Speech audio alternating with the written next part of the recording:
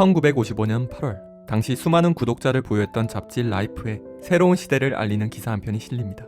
Throw away living, 한 번 쓰고 버리는 생활이라는 제목의 기사였습니다. 기사는 사진 속 물건들을 치우려면 40시간이 걸리니 그냥 한 번만 쓰고 버리라고 권합니다. 사진 속 사람들은 공중으로 던져지는 수많은 생필품들을 보며 해방감을 만끽하는 듯 했고, 이런 사진 속 연출은 곧이어 이 기사를 보는 수많은 사람들에게 한 번 쓰고 버리는 생활이라는 부푼 기대감을 안게 합니다. 가볍고 저렴하고 다양한 용도로 사용할 수 있어서 기적적인 재료라고 불리며 등장한 플라스틱은 많은 기업들을 플라스틱 사업에 뛰어들게 했고, 이로 인해 여러 많은 플라스틱 제품들이 생산되게 됩니다. 사람들은 편리한 플라스틱을 사용하기 시작하며 플라스틱을 사용하는 이런 생활 방식이야말로 곧 현대인의 생활 방식이라고 여기게 됩니다. 편리함의 시대가 열리기 시작한 거죠.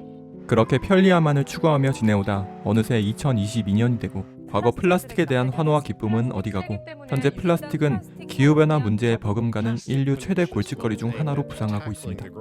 사람들은 업계를 믿었고 정부가 이를 감독하리라 믿었지만 현실은 그렇지 못했죠. 온 지구를 플라스틱 화합물 범벅으로 만들고 있는지도 모른 채 인류는 편리함이 도취되어 쉽게 쓰고 쉽게 버리는 낭비를 일삼은 겁니다. 그리고 그렇게 버려진 플라스틱 쓰레기들은 잘게 쪼개지고 쪼개져 이제 아직 세상에 태어나지도 않은 태아에게까지 침투하고 있습니다. 2020년 12월, 이탈리아의 한 연구진들이 국제환경저널에 충격적인 연구를 발표합니다. 산모와 태아가 서로 물질 교환을 하는 곳인 태반에서 미세 플라스틱이 발견됐다는 내용이었죠. 4명의 건강한 산모의 태반에서 발견된 12조각의 미세 플라스틱은 전체 태반의 4%에 해당하는 부분에서만 나왔다는 것이 연구진을 더 충격에 빠뜨렸습니다. 실제 태반 전체를 조사했다면 훨씬 더 많은 미세 플라스틱이 발견됐을 거기 때문이죠. 그리고 상황이 이보다 훨씬 더 심각하다는 게 작년 9월 미국 뉴욕대의 한 연구팀에 의해 밝혀지는데, 갓난아이가 아무것도 먹지 않은 상태에서 보는 첫 변인 태변에서 미세 플라스틱이 검출됐다는 연구 결과가 나온 겁니다. 미세 플라스틱이 산모를 통해 아이에게까지 침투되고 있다는 의미였죠. 이제는 인간의 몸속에서 어떤 문제를 일으킬지 모를 플라스틱이 아직 태어나지도 않은 아이의 몸속에까지 흘러 들어가는, 그래서 그 플라스틱을 몸속에 가지고서 태어나는 그런 세상이 돼버린 겁니다. 잘게 부서지고 부서져 사람의 눈에 잘 보이지도 않는 이 미세 플라스틱. 인간의 유일한 생활 터전인 이 지구를 과연 얼만큼 오염시키고 있는 걸까요? 과학자들은 미세 플라스틱이 현재 대기를 타고 날아다니며 청정지역이라 불리는 곳까지 오염시키고 있고, 극지와 바다 심해 깊은 곳까지 흘러 들어가고 있다고 말합니다. 2019년 네이처 지오사이언스지에 발표된 한 연구에 따르면 도시로부터 120km 떨어진 플라스틱 오염원이 전혀 없는 피레네 산맥의 한 기상 관측소에서 5개월간 대기 샘플을 수집해 분석한 결과 분석기 표면 1제곱미터당 하루 평균 365개의 미세 플라스틱이 나왔다고 합니다. 또 작년 12월 네이처 커뮤니케이션에 발표된 연구에서는 앞의 연구와 같은 피레네 산맥의 기상 관측소보다 더 높은 고도의 천문대에서 대기 샘플을 수집해 분석했는데, 수집된 모든 샘플에서 5mm 미만 크기의 미세 플라스틱이 발견됐다고 했죠. 측정지가 오염원에서 멀리 떨어진 산 정상 부근이란 점을 고려하면 미세 플라스틱은 이제 거의 모든 곳을 오염시키고 있는 걸로 추정된다고 연구진들은 말합니다. 바다는 어떨까요? 유엔의 최근 보고서에 따르면 현재 바다에 버려져 있는 플라스틱의 총량은 7,500만 톤에서 최대 1억 9,900만 톤 정도로 추정된다고 보고 있습니다. 작년 10월 일본 큐슈 대학의 한 연구진이 해양 상층부에 존재하는 미세 플라스틱 쓰레기 양을 추정한 결과에서는 바다 상층부에 존재하는 미세 플라스틱 양이 약 24조 4천억 개 정도라고 추산했죠. 이는 500ml 플라스틱 생수병 300억 개에 달하는 양이라고 하는데요. 이 값이 바다 상층부만을 추산한 값이라고 하니 실제 바다 깊은 곳까지 퍼져 있는 미세 플라스틱까지 생각한다면 그 양은 훨씬 더 어마어마할 걸로 예상되고 있습니다. 유엔은 해양으로 유입되는 플라스틱은 계속 더 많아지고 있고, 이런 플라스틱 쓰레기들에 대한 의미 있는 조치가 이루어지지 않을 시엔 2040년쯤엔 그 양이 지금보다 3배가 증가했을 걸로 예상하고 있습니다. 그리고 현재 이런 상황들로 미루어 볼 때 이 지구상에 더 이상 미세 플라스틱 안전지대라고 불릴 만한 곳은 이제 사실상 없는 것이나 마찬가지가 아닌가 생각되는데요.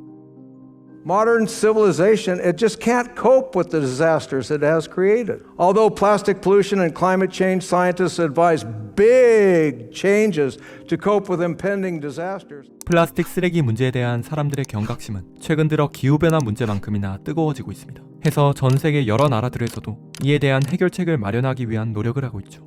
많은 주요 국가들은 문제 해결을 위한 변화가 필요하다는 데 공감했고, 이런 공감대는 여러 국제회의를 통해 실제 행동으로 이루어졌습니다. 그리고 2022년 3월 비로소 전 세계는 플라스틱 규제에 대한 역사적인 합의를 이루는 데 성공하게 됩니다. 바로 2024년까지 법적 구속력을 가진 플라스틱 규제 국제협약 초안을 만들기로 합의한 것이죠. 이 합의가 의미하는 게 뭐냐면 기후변화를 막기 위해 전 세계가 합의해 만든 국제협약인 파리기후협약을 다들 잘 아실 겁니다. 바로 그런 파리기후협약처럼 플라스틱 규제에 대해서도 전 세계가 참여하는 규모의 국제협약을 만들게 된다는 뜻인 거죠. 상황이 많이 안 좋아진 지금에 와서야 이런 전 세계 합의가 이루어졌다는 게 좀 많이 늦은 게 아닌가 하는 그런 생각이 들긴 하지만, 어쨌든 이 국제조약을 전후로 전 세계의 플라스틱에 대한 규제는 이전과는 정도와 그 규모의 면에서 분명 다른 차원으로 다뤄지게 될 걸로 보입니다. 사실 이런 플라스틱에 대한 규제를 모두가 반가워하는 건 아닙니다. 특히 플라스틱으로 돈을 버는 기업들은 이런 흐름들을 경계하고 있죠. 올해 2월 로이터 통신은 플라스틱을 규제하는 국제조약 제정을 방해하는 움직임이 미국 화학협회 ACC를 주도로 이루어지고 있다는 내용의 기사를 냅니다. 미국 화학협회가 주도로 한 석유화학업계가 플라스틱 규제 국제조약 제정을 약속하기 위해 모이는 UN 환경총회의 참석자들에게 플라스틱 생산을 제한하는 방식의 국제조약 제정을 거부하도록 설득하고 있다는 내용이었죠. 이들은 그런 목적을 위해 대기업 연합체를 구성하려 하고 있고, 그 단체를 이용해 각국 정부에게 플라스틱의 이점을 적극적으로 홍보하려고 했다고 하는데요. 로이터는 이런 사실에 대해 미국 화학협회에게 답변을 요구했지만 미국 화학협회는 응답하지 않았다고 합니다. 플라스틱은 인류의 삶을 풍요롭게 했고 많은 것을 편리하게 했으며 또 많은 것을 가능하게 해준 우리에게 있어 분명 아주 고마운 존재입니다. 그러나 그런 고맙기만 한 존재였던 플라스틱은 이제 인류를 어떤 식으로 위협할지 모를 시한폭탄 같은 존재가 돼버렸죠.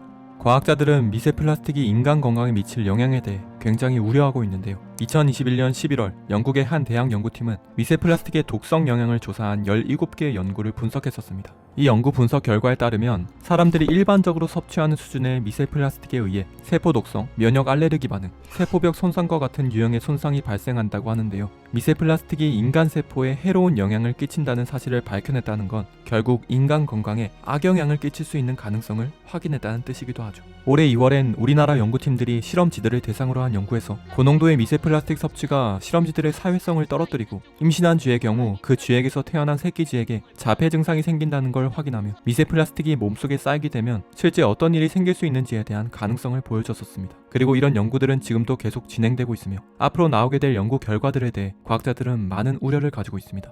얼마 전 환경단체 WWF는 2600개에 달하는 방대한 양의 연구를 분석해 특정 핫스팟에서는 이미 생태적으로 회복이 불가능한 임계치를 초과했을 걸로 보인다는 충격적인 결과를 발표했었습니다. 플라스틱 국제조약이 만들어지고 제대로 작동하기까지 아직 오랜 시간이 남아있는 현재 시점에서 플라스틱은 이미 지구 생태계에 치명적인 흉터를 내고 있는 것이죠. OECD에 의하면 현재 전 세계에서 버려지는 플라스틱 쓰레기 중 다시 재활용되는 비율은 단 9%라고 하는데요. 그런 재활용으로 만든 플라스틱 양은 전체 플라스틱 생산 규모의 6%에 불과하다고 합니다.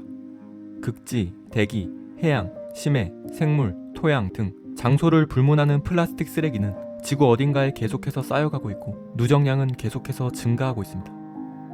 67년 전 라이프지에 한 번 쓰고 버리는 생활이라는 기사가 나올 때쯤 만들어진 플라스틱은 불태워 소각되지 않았다면 아직까지 이 지구상 어딘가에 남아있을 겁니다.